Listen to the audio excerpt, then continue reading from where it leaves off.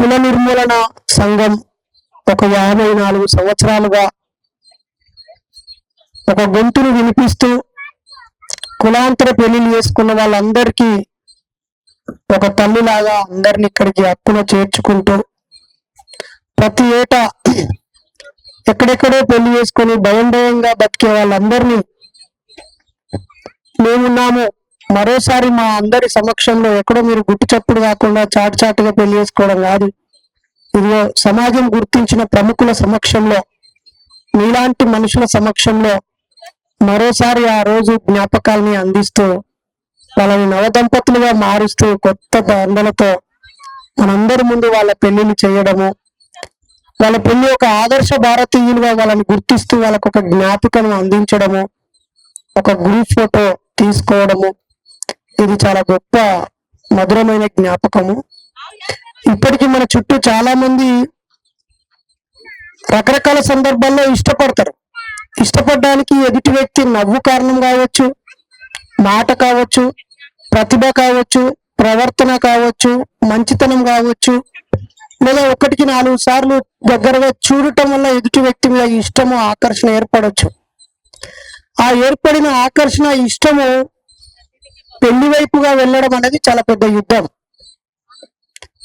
అప్పటిదాకా నవ్వుకోవచ్చు, చాటింగ్ చేసుకోవచ్చు, అవసరమైతే హాయిగా ఒక టూర్ కూడా వేసి రావచ్చు. కానీ పెళ్లి దగ్గరికి వచ్చేటప్పటికి తల్లిదండ్రులకి కులమే గుర్తుకొస్తుంది, పరువు గౌరవమే గుర్తుకొస్తుంది. కానీ కులాంతర పెళ్లి చేసుకుంటే ఇంకో కులంతో కూడా అనుబంధం ఏర్పడుద్ది అనే సంతోషం కాకుండా మన విద్యా వ్యవస్థలో వేరువేరు కులాల వాళ్ళను పెళ్లి చేసుకుంటే జెనెటికల్ గా మంచి హైబ్రిడ్ పిల్లలు వస్తారనేటువంటి నాలెడ్జ్ ఇవ్వకపోవటము, మన ఫంక్షన్స్ లో పుట్టినరోజు నుంచి పెళ్లి రోజు వరకు, గృహప్రవేశం నుంచి ఇంకేదైనా కార్యక్రమం అప్పుడు ఈ కులాంతర వివాహాలు చేసుకున్న వాళ్ళని ప్రత్యేకంగా అభినందించే కార్యక్రమం లేకపోవడం వల్ల అసలు ఇదేదో నిషేధిత కార్యక్రమం లాగా, ఇది చేయకూడని పనిలాగా చిత్రీకరిస్తున్నారు. మన దౌర్భాగ్యం ఏంటంటే పాలించే ముఖ్యమంత్రులు ప్రేమ పెళ్లిళ్ళు చేసుకుంటారు, ఎమ్మెల్యేలు ఎంపీలు మంత్రులలో సగం మంది కులాంతర పెళ్లిళ్ళు మతాంతర పెళ్లిళ్ళు చేసుకుంటారు. మనం చూసే సినిమాల్లో నటించే వాళ్ళలో 90% మంది కులాంతర పెళ్లిళ్ళు చేసుకుంటారు. మనల్ని పరిపాలించేటువంటి ఐఏఎస్ ఐపీఎస్ లో 90% మంది కులాంతర పెళ్లిళ్ళు చేసుకుంటారు. మనం సహాయం పొందే లేదా వ్యాపారవేత్తలు, ధనవంతులు, రకరకాల రంగాల్లో ఆటల్లో మనం బాగా ఇష్టపడే ఆటగాడు ప్లేయర్ కూడా కులాంతర పెళ్లి చేసుకుంటాడు అని మనం చూస్తాము, వింటాము, రకరకాల కళల్లో అభినందిస్తాము. కానీ వ్యక్తిగతంగా వాళ్ళ కుటుంబంలో పెళ్లి అనే విషయం వచ్చే దగ్గరికి ఈ కులం చాలా పెద్ద అడ్డంకిగా ఉంది. ఈ కులం నిర్మూలన జరగాలని బాబాసాహెబ్ అంబేద్కర్ గారు 1936లోనే కలలు కని ఈ దేశ స్వాతంత్రం కోసం జరుగుతున్న పోరాటాన్ని ప్రశ్నించాడు ఆయన. ఈ దేశ స్వాతంత్రం కోసం జాతీయ కాంగ్రెస్ అనే ఒక పార్టీ ఏర్పడి ఈ దేశానికి స్వాతంత్రం ఎందుకు కావాలి, ఎలా కావాలి అని పోరాటం చేస్తున్నప్పుడు ఇంకోవైపు ఇది నాటకము, బూటకము, విప్లవం రావాలి అని పిడికిలు బిగించి ప్రాణాలను త్యాగం చేయడానికి సిద్ధపడి ఒకవైపు ప్రగతిశీల పోరాటాలు జరుగుతుంటే ఇంకోవైపు వినతి పత్రాలు ఇస్తూ, ధర్నాలు చేస్తూ, నిరసనలు తెలియజేస్తూ, సహాయ నిరాకరణ చేస్తూ స్వాతంత్రం కావాలని ఒకవైపు పోరాటం జరిగితే అదే సందర్భంలో సాంఘిక విప్లవం రావాలని చెప్పి మరొక పోరాటం కూడా జరిగింది. ఆ సాంఘిక విప్లవం జరగకుండా ఇక్కడ స్వాతంత్రం వచ్చినా స్వాతంత్రం నిలబడదు, అది నాటకంగా, బూటకంగా, 3 నాళ్ళ ముచ్చటగా కాలగర్భంలో కలిసిపోతుంది తప్ప ఈ దేశం సమిష్టిగా ఉండదు, ఐకమత్యంతో ఉండదు, అభివృద్ధి చెందదు, ఇక్కడ విజ్ఞానానికి, మానవత్వానికి, మంచితనానికి స్థానం ఉండదని ఆ రోజుల్లోనే స్పష్టంగా చెప్పారు. బాబాసాహెబ్ అంబేద్కర్ కుల నిర్మూలన పుస్తకం కాదు, ఆయన ఒక ప్రసంగంలో రాసిండు. ఈ దేశంలో ఇంతకాలం ఇది ఒక దేశం కాదు, ఆయా రాజ్యాల చేతిలో ఆయా ప్రాంతాల్లో ఎవరు బలవంతులైతే వాళ్ళు రాజ్యాన్ని స్థాపించుకొని వాళ్ళ సొంత చట్టాలను రూపొందించుకొని వాళ్ళ సొంత నియమాలు పాటించారు. ఈ క్రమంలో ఈ దేశానికి ముస్లింలు వచ్చి వాళ్ళు కూడా రాజ్యాన్ని స్థాపించారు. ఆ తర్వాత క్రైస్తవులు వచ్చారు, బ్రిటిష్ వారు, పోర్చుగీస్ వారు, డచ్ వారు, ఫ్రెంచ్ వారు, ఇంగ్లాండ్ నుంచి, రకరకాల దేశాల నుంచి, యూరోప్ నుంచి ఇక్కడికి వచ్చారు. కానీ ఇక్కడ సాంఘిక మార్పు జరగలేదు, ఇక్కడ సమాజము చీలిపోయి ఉన్నది.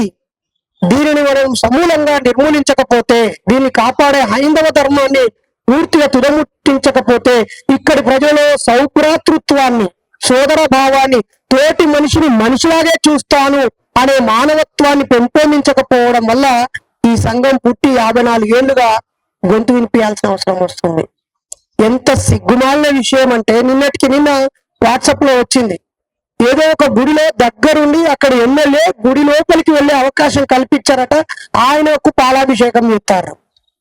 అంటే నిజానికి ఆయనను గుళ్ళోకి తీసుకుపోయినందుకు అభినందిస్తున్నారో, స్వాతంత్రం వచ్చి 80 ఏళ్ళు దగ్గరకు వస్తున్న కాలంలో ఇప్పటికీ కూడా గుడిలోకి వెళ్లే అవకాశం కోసం ఎదురు చూసే దౌర్భాగ్య స్థితిలో ఉన్నారో ఒక్కసారి ఆలోచించండి. ఎప్పుడో 1925లో మనిషికి డబ్బు కన్నా, జ్ఞానము తెలివితేటల కన్నా స్వయం గౌరవం ముఖ్యమని 100 సంవత్సరాల క్రితం పెరియర్ ఈ రామస్వామి చెప్పాడు. ఈ స్వయం గౌరవాన్ని విలువ తెలియక మనిషికి ఒక విలువ ఉండాలి, ఆ విలువే ముఖ్యము. జేబులో డబ్బు లేకపోయినా, ఖరీదైన బట్టలు లేకపోయినా, వెనకాల ఆస్తిపాస్తులు లేకపోయినా, ఏది లేకపోయినా మనిషికి ఉండే గౌరవం కావాలని ఒక పోరాటం జరిగింది. మన దౌర్భాగ్యం ఏంటంటే మన దేశంలో నువ్వేదన్నా మాట్లాడు, నీ మతం గురించి మాట్లాడు, వెరీ గుడ్, వెంటనే నీకు అభినందిస్తాడు, మనీ శాంక్షన్ కూడా చేస్తారు. నువ్వు ఒక గుడి కట్టు, చర్చి కట్టు, మసీదు కట్టు, ప్రజలందరూ ఆమోదిస్తారు. అసలు సంబంధం లేని కొత్త మతాన్ని తీసుకురా, యాక్సెప్ట్ చేస్తారు. కానీ ఈ మతాలు కులాలు మనల్ని విభజిస్తున్నాయి, ఇది వద్దు అని అంటే మాత్రం నువ్వు శత్రువుని, అసలు శత్రువు నువ్వే. ఇంకా కాబట్టి కులాన్ని కాపాడాలి, అలాగే భక్తిని కాపాడాలి, మూఢత్వాన్ని కాపాడాలి. అప్పుడు మాత్రమే వీళ్ళు మన చెప్పు చేతుల్లో ఉంటారని ఒక కుట్ర కొనసాగుతుంది. నిజానికి ఒక్కోసారి బాధ అనిపిస్తుంది. కులాంతర పెళ్లిళ్ళు చేసుకున్న ఇళ్ళకి నేను మా మిస్సెస్ స్వయంగా వెళ్ళడం ఒక పనిగా పెట్టుకున్నాం. పోయిన సంవత్సరం 430 ఇళ్ళకి వెళ్ళి స్వయంగా వాళ్ళని జ్ఞాన గృహ సందర్శనాన్ని పెట్టుకొని వెళ్ళినాం. కానీ బాధ ఏంటంటే, అన్న ఈ ఫోటో పేపర్లో పెట్టకు, యూట్యూబ్ లో పెట్టకు, నీ వాట్సాప్ లో కూడా పెట్టకు. ఎందుకు తమ్మి? అసలు మరి కులాంతర ప్రేమ అని మా అపార్ట్మెంట్ లో ఎవరో తెలియదు అంటే అది నువ్వు చేసుకొని ఎందుకు? అసలు సిగ్గుందా నీకు? బుద్ధుందా నీకు? నీ జీవితాంతం బతకడానికి తోడుగా ఎంచుకున్న వ్యక్తినే కులాన్ని కాదని, నీ ప్రేమ గొప్పదైంది, కులం కంటే నీ ప్రేమ గొప్పదైంది కదా. మరి నీ ప్రేమ గొప్పదైనప్పుడు అంత సాహసం చేసి నీ కన్న పేగులు పక్కన పెట్టి, వాళ్ళ కన్న పేగులు పక్కన పెట్టి మీరిద్దరు జంటగా బతుకుతున్నప్పుడు, నేను కులాన్ని విడిచిపెట్టి బతుకుతున్నావు అని ప్రకటించినప్పుడు మీరు చేసుకోనేందుకు, మా సంఘం మీరు ఖర్చునేందుకు, ఈ బ్యానర్ మీద నిలబడేందుకు? ఫస్ట్ మీకు మీరు నాకు కులం అవసరం లేదు, నాకు కులము లేదు, నేను కులం లేకుండా బతుకుతాను అని ప్రకటించడంతో విప్లవం మొదలు కావాలి. అది దాచిపెట్టి మనవాళ్ళు కలిసినప్పుడు మేము మనోళ్ళమే మేము కూడా కులాంతర పెళ్ళే, మేము కూడా మాకు కూడా కులం లేదు అంటాడు. ఆడికి వెళ్ళిన తర్వాత ప్రతి చోట కులం ప్రదర్శిస్తూనే ఉంటాడు. కాబట్టి మనము కుల నిర్మూలన సంఘాన్ని పెద్దన్నగా భావించి, ఈ భావాజాలంతో ఉండే ప్రతి సంఘం కూడా ఈ పండగని పండగగా భావించి, ఈ 26 జనవరి అనేది రాజ్యాంగాన్ని రూపొందించుకొని, ఆమోదించుకొని, అమలు పరుచుకొని సర్వసత్తాక సార్వభౌమాధికారం, ఈ దేశానికి సర్వం అధికారం మనకు మనమే, మన మీద ఇంకొకరి పెత్తనం లేదు, ఇంకొకరి అధికారం లేదు అని ప్రకటించిన రోజు కదా. కానీ ఇప్పటికీ మనకి ఇష్టం ఉన్నా లేకున్నా మన మీద కుల పెద్దలు ఆధిపత్యం చెలాయిస్తూనే ఉన్నారు. అది చాలా బాధ. ఇందాకే పెద్దలు సాంబశివరావు సార్ చెప్తున్నారు, మన నాన్న కులం లేకుండా పెళ్లి చేసుకోవడానికి అమ్మాయిలు సిద్ధంగా ఉన్నారు, కులం లేకుండా పెళ్లి చేసుకోవడానికి అబ్బాయిలు సిద్ధంగా ఉన్నారు, అమ్మాయిలు సిద్ధంగా ఉన్నారు. కానీ ఇక్కడ మళ్ళీ దౌర్భాగ్యం ఏంటంటే మళ్ళీ లెక్కలేసుకుంటారు. నేను ఒక అమ్మాయికి 10 ఫోటోలు పంపించాను, ఎందుకు రిజెక్ట్ చేసిందో తెలియదు. అసలు నీకు అబ్బాయి కావాలన్నా వద్దా అని అడిగాను నేను. ఎందుకు రిజెక్ట్ చేసిందో తెలియదు, మొత్తం రిజెక్ట్. అమ్మ నీ మనసులో ఎలా ఉంటే చెప్పు, ఎవరు లేరు నిజం అంటే. మళ్ళీ ఇక్కడికి వచ్చిన తర్వాత అసలు ఏమో అర్థమవుతలేదు. బతకడానికి ఇద్దరు కలిసి కొత్తగా జర్నీ స్టార్ట్ చేసి చెరొక పని చేసుకొని బతకలేరా? ఒక ఇద్దరు మనుషులు పని చేసుకొని సంపాదించి తిని దాచుకుంటే ధనవంతులు కాలేరా? అవసరాలు తీర్చుకోలేరా? చేస్తున్న పనిలో నైపుణ్యాన్ని పెంచుకొని, ఆదాయాన్ని పెంచుకొని, ఆ క్రమంలో దాన్ని పెట్టుబడిగా మార్చుకొని, దాన్ని స్థిరాస్తిగా మార్చుకొని అభివృద్ధి చెందిన వ్యక్తులుగా మారిపోలేరా? సంక్షేమ పథకాల మీద ఆధారపడకుండా బతకలేమా? చాలా లెక్కలేసుకుంటారు పెళ్లిళ్ళ కాడ. కులము లేదు అనుకుంటూనే, కులము వద్దు అనుకుంటూనే, కులం నుంచి బయటపడ్డాను అనుకుంటూనే మళ్ళా 1,00,000 కారణాలు పెట్టుకుంటున్నారు. ఇట్లయితే పెళ్లిళ్ళు కావు. మేమైతే మా సంఘం అంటే మన మూఢనమ్మకాల నిర్మూలన సంఘం నుంచి ఈ సంవత్సరం 2026 జనవరి 1 నుంచి డిసెంబర్ 31 వరకు ఒక 50 పెళ్లిళ్ళు చేయాలనుకుంటున్నాం. ఆ పెళ్లిళ్ళు కూడా ఏదో దొంగచాటుగా కాదు. రెండు వేరు కులాలలో అయి ఉండాలి. వీళ్ళు 500 మంది తల్లిదండ్రులు బంధువులు రావాలి, వాళ్ళు 500 మంది ఉండాలి. ఎదురుగా 1000 మంది జనం సమక్షంలో రెండు వేరు కులాల యొక్క పెళ్లి ఆవశ్యకతను వివరిస్తూ దండల పెళ్లి, పూజారి లేకుండా, కట్న కానుకల ప్రస్తావన లేకుండా, ఆ ముహూర్తాలతో సంబంధం లేకుండా జరగాలి. అంటే 50 బహిరంగ సభలు నిర్వహించాలనుకుంటున్నాము అని అర్థం. ఆర్య సమాజం కూడా మనకంటే ఎక్కువ పెళ్లిళ్ళు చేస్తాడు. ఒకటే రోజు 3 పెళ్లిళ్ళు చేస్తాడు, నెలకే 50 చేస్తాడు. నెలకు 50 చేస్తాడు. ఒక పెళ్లికి 30,000 నుంచి 50,000 దండుకుంటాడు. 5 నిమిషాలు అక్షంత లేడానికి వచ్చే ముత్తైదులకు 500 ఇవ్వాలి. ఆ 10 నిమిషాలు మంత్రాలు చదివే వ్యక్తికి 2,000 ఇవ్వాలి. అన్ని ఆర్టిఫిషియల్ గా అప్పటికప్పుడు రెడీ అయిపోతాయి. నీ జోబు పిండుకుంటాడు.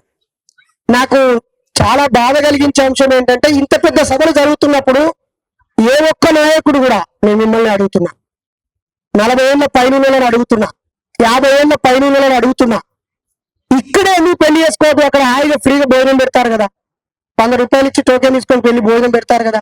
ఇక్కడ జడ్జీలు ఉంటారు కదా, ఒక పెద్ద చారిత్రక ఉద్యమాలు పోరాటాలు చేసిన నాయకులు ఉంటారు కదా, మనలాంటి వాళ్ళే ఉంటారు కదా. అసలు 26 జనవరిని మీ ముహూర్తంలో ఎందుకు భావించట్లేరు? ఇదే పెళ్లి రోజుగా ఎందుకు ప్రకటించుకోవట్లేరు? ఎక్కడో పెళ్లి అయినాక ఈడికి వచ్చలేము మీరు. అసలు తప్పుగా అనుకోవద్దు దయచేసి. మీలో ఎవరికైనా నిజంగానే అభ్యుదయం ఉంటే, చైతన్యం ఉంటే, ఇదో ఈ కుల నిర్మూలన సంఘం ఇచ్చేటువంటి ఈ మేళానే మీ పెళ్లిగా భావించండి. మీ బంధువులందరూ ఏడికే పిలవండి. మీ ఆలోచన ఏందో చెప్పండి. అన్న 500 ఇగో మా వాళ్ళు 500 మంది ఎక్కువ వస్తున్నారు. మీ ఇచ్చే 500 మందికి 20,000 30,000 ఇక్కడ మీరే ఇయ్యి, ఇక్కడ మంచిగా భోజనం పెట్టుకొని ఇన్ని చెప్తే అయిపోతుంది కదా. అయిపోదా? మేమైతే 3 నమ్మకాల మీరు అందరూ చుట్టారా? మాకు సపరేట్ బస్ కి ఎక్కర్లేదు, డీజిల్ అక్కర్లేదు, కారు పెట్టక్కర్లేదు, మా అపాయింట్మెంట్ తీసుకోక్కర్లేదు. మీకు తెలుసో లేదో, నిజంగా ఒక రాధారాణి మీద అపాయింట్మెంట్ తీసుకోవాలంటే మనం ఎంత ముందు ఎదురు చూడాల్సి ఉంటది.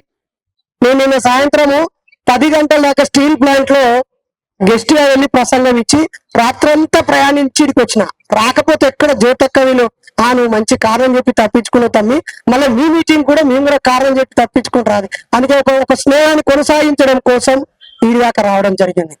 రావడమే కాదు, అన్ని ఇక్కడున్న ప్రతి సంఘం ప్రతి సంవత్సరము కనీసం 25 మందినైనా కొత్త వాళ్ళని తీసుకొచ్చి జీవితంలో ఒక్కసారైనా ఈ 26 జనవరి ఇందిరా పార్క్ లో పాల్గొంటేనే ఆడు కుల నిర్మూలన కోరుకునేటాడు అని అర్థం.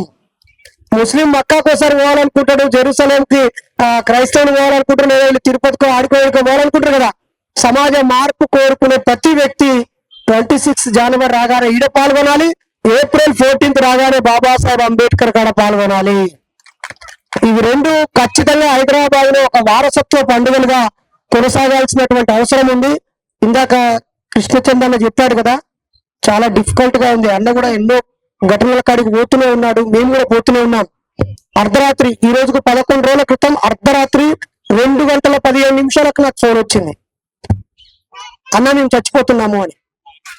అదేం ప్రశ్న రా, నాకేం చెప్పారా, సావచ్చు కదా అని చెప్పిన. నేను నాకు చెప్పుడు నా పర్మిషన్ కావాలన్నా, ఇక మీ అమ్మలనే చెప్పుకునే వాళ్ళ మా కొడుకు పోతున్నాను వాళ్ళకి బుద్ధి వస్తుంది కదా అంటే, వాళ్ళు చెప్పే బాధలు చాలా హృదయ విదారకం. మళ్ళీ 2:15 వరకు వాళ్ళని నా దగ్గరికి తీసుకొని, నా దగ్గర ఉన్నటువంటి అన్ని డబ్బులు ఒక 13-14 వేలు లిక్విడ్ క్యాష్ ఇచ్చి ఫోన్ స్విచ్ ఆఫ్ చేసి, కొంత తెలియకోళ్ళు మేము స్విచ్ ఆఫ్ చేసిన ఫోన్ పట్టుకొని మా దగ్గరికి వస్తారు. ఆడ స్విచ్ ఆఫ్ చేసినా స్విచ్ ఆన్ చేసినా మీ ఫోన్ ఏడికి పోతానికి సిగ్నల్ ఒక్క SI ఒక్క నిమిషంలో నువ్వు ఎక్కడి దాకా పోయిందో సిగ్నల్ చెప్పొచ్చు. తెల్లారి 4 గంటల వరకు పోలీసులు మా దగ్గరికి వచ్చింది. నేను చెప్పిన, అయ్యా నేను ఒక సైకాలజీ డాక్టర్ని, ఎప్పుడో 2006లో సైకాలజీ చేసిన, 20 ఏళ్ళుగా నేను ప్రాక్టీసింగ్ సైకాలజిస్ట్ ని, ఇప్పుడు జూనియర్ అడ్వకేట్ ని, లాస్ అవుతున్న వ్యక్తిని. నా దగ్గరికి వచ్చారు, కౌన్సిలింగ్ ఇచ్చాను, మీ దగ్గర పోలీస్ స్టేషన్ కి వెళ్ళమన్నాను, మీ దగ్గరికి వచ్చుంటారు సార్ అని చెప్పాను. లేదు సార్ ఆడు ఎడికి వెళ్ళో చెప్పాను. ఎడికి వెళ్ళో చెప్తే వాళ్ళని బతకనిస్తారా? కనీసం కొన్నిసార్లు మీరన్నా గౌరవంగా గర్వంగా వీళ్ళకి పెళ్లి చేస్తామని చెప్పుకుంటున్నారు, కానీ ఐఎమ్ సారీ టు సే, నేను చేసే పెళ్లిళ్ళలో కనీసం ఒక 10% పెళ్లిళ్ళు ఈ పెళ్లి నేనే చేసిన అని చెప్పలేని స్థితిలో ఉండే పెళ్లిళ్ళు. వాళ్ళ పెళ్లి 5-6 ఏళ్ల తర్వాత కూడా మా పెళ్లికి ఈయన్నే చేసిన అని చెప్పినా కూడా ప్రమాదం ఉండేటువంటి పెళ్లిళ్ళు. అలాంటివి కోకొనలు. ఇప్పుడైతే ఎక్కడెక్కడో బతుకుతున్న జంటలు ఒక 20-25 జంటలు ఉన్నాయి. వాళ్ళు మళ్ళీ శివాలయం వస్తారో తెలియదు, ప్రాణాలతో పిల్లలతో వస్తారో కూడా తెలియదు. కాబట్టి బయటికి అనుకుంటున్నంత తేలికగా లేదు కులం. రోజు రోజుకి ఇంకా దాన్ని పెంచి పోషిస్తూ ఆ కులాల మధ్యలో గోడలు చాలా పెద్ద పెద్దగా కట్టేస్తున్నారు. ఈరోజు జస్టిస్ రాధారాణి మేడం చెప్పింది, ఇంత ఓపెన్ డయాస్ లో ఎలాంటి బౌండరీస్ లేకుండా ఉన్న వాతావరణంలో మాట్లాడుకున్నాం. ఇక్కడ అంటే 50,000 నడుస్తుంది కాబట్టి, పెద్ద పెద్దలు ఉన్నారు కాబట్టి ముచ్చట నడుస్తుంది. నిన్న స్టీల్ ప్లాంట్ కి నేను రంజర్ల రాజేష్ ఇద్దరమే చీఫ్ గెస్ట్. ముందు 1000 మంది ఉన్నారు, కానీ ఒక 10-15 మంది గుంపు వచ్చి మా మీద దాడి చేయడానికి ట్రై చేసింది. అంటే వాడు 10-15 మంది ఉన్నా కూడా మా మీదకి యుద్ధాన్ని ప్రకటిస్తున్నాడు, ఎదురుగా 1000 మంది ఉన్నా కూడా. అంటే ఏ పరిస్థితుల్లో మీరు అర్థం చేసుకోరు. ఒక సిఐ ఫోన్ చేసి ఆ బయట నరేష్ రాకపోతేనే ఆ మీటింగ్ పర్మిషన్ ఇస్తాం, లేకపోతే మీ స్టీల్ ప్లాంట్ వాళ్ళకి ఈ బిల్డింగ్ మొత్తం సీజ్ చేసి పడేస్తామని చెప్పాను. అయినా చెప్పడం మాకు వాక్ స్వాతంత్రం ఉంది, ఎదురుగా నించోండి, మేము మాట్లాడే పొరపాట్లు ఉంటే మమ్మల్ని ఇక్కడే శిక్షించండి, ఇక్కడి నుంచి ఇటే జైలుకు పంపండి అని చెప్పాను. కాబట్టి దయచేసి అందరూ గొంతు విప్పాలని, ఇక్కడ పెళ్ళీడు వయసున్నటువంటి పిల్లల తల్లిదండ్రులారా కొంచెం పట్టు విడుపు వదిలిపెట్టండి, వాళ్ళు సొంతంగా బతకడానికి అవకాశం ఇవ్వండి. మీరే వాళ్ళ జీవితాలను డిక్టేట్ చేసి లెక్కలేసుకుంటే పెళ్లిళ్ళు అసలే కావు, గుర్తుపెట్టుకోర్రి. అలాగే చిన్న పిల్లల తల్లిదండ్రులారా, ఓ 10-15 ఏళ్ల పిల్లలున్న తల్లిదండ్రులారా, మీరు మీ పిల్లలతో పాటు వీడికి వస్తే మంచి దోస్తులు అవుతారు. వాళ్ళు భార్యాభర్తలు లవర్స్ కానక్కర్లేదు, ఫ్రెండ్స్ అవుతారు. పిల్లలు గుండం తీసుకొని అపార్ట్మెంట్లలో లేదా చిన్న చిన్న బండల మీదనే బతికేస్తున్నారు. ఈ నేల రాకుండా బతుకుతున్న వాళ్ళు ఉన్నారు. నలుగురితో కలిసిపోయి ఎట్లా మాట్లాడో తెలియని వాళ్ళు ఉన్నారు. ఒక్కో చోటకెళ్తే అనేక మానసిక రోగాలతో ఉన్నారు. భార్యాభర్తలు కలిసి జీవిస్తలేరు, గుర్తుపెట్టుకొని నటిస్తూ బతుకుతున్నారు. ఈవెన్ ఎథిస్టులు, రేషనలిస్టు, హ్యూమనిస్టులు కూడా నటిస్తూ జీవిస్తున్న వాళ్ళే ఉన్నారు. చివరిగా ఒక ప్రశ్న అడిగి ముగిస్తాను. దయచేసి 1 రోజుల్లో 30 రోజుల్లో ఒక్క రోజైనా నీలాంటి ఆలోచనలు ఉన్న వాళ్ళ ఇంట్లో మీరు నిద్రపోవడం అలవాటు చేసుకోండి. 30 రోజులు నీ ఇంట్లోనే వంట, నువ్వు ఉద్యమకాలను రావు, నువ్వు పనికిరావు ఫస్ట్. అలాగే 1 రోజుల్లో కనీసం 10 మందికైనా నీ ఇంట్లో అన్నం పెట్టు, నీది నువ్వే వండుకొని ఫ్రై చేసుకొని మింగి పండు మళ్ళీ పొద్దున వాష్రూమ్ ఓడు బతికే కాదు అసలు అది. ఒకసారి మీరే స్వయం విమర్శ చేసుకోరు. మీ ఇంటికి ఈ 1 రోజులలో ఎవరన్నా మీ ఆలోచనతో ఉన్నాడు 10 మంది వస్తే బుక్కలు బువ పెట్టినా, మీ ముఖం బువ పెట్టే ముఖమో, ఉట్టి వచ్చిన ఫోటో దిగే ముఖమో, మీ ముఖం మీరే అర్థంలో చూసుకోరు రేపు. అలాగే 30 రోజులు ఏసీలో మీ రూమ్ లో మీరే ఇంట్లో పడినాక ఇక మారుతుంది సమాజం అంటే ఎట్లా మారుద్ది? ఈ 2 రోజులలో ఒక్కరోజు నీ కాళ్ళు బయట పెట్టి, సమస్య ఉన్న చోటికి, దోపిడీ జరిగిన చోటికి, పీడన జరిగిన చోటికి, బాధ జరుగుతున్న చోటికి, కన్నీళ్లు ఉన్న చోటికి నీ ఏలు వెళ్ళి తుడిచిందా? ఇంట్లోనే ఉండి మోర్ రీడ్ మోర్ షేర్ కానీ అన్నరా?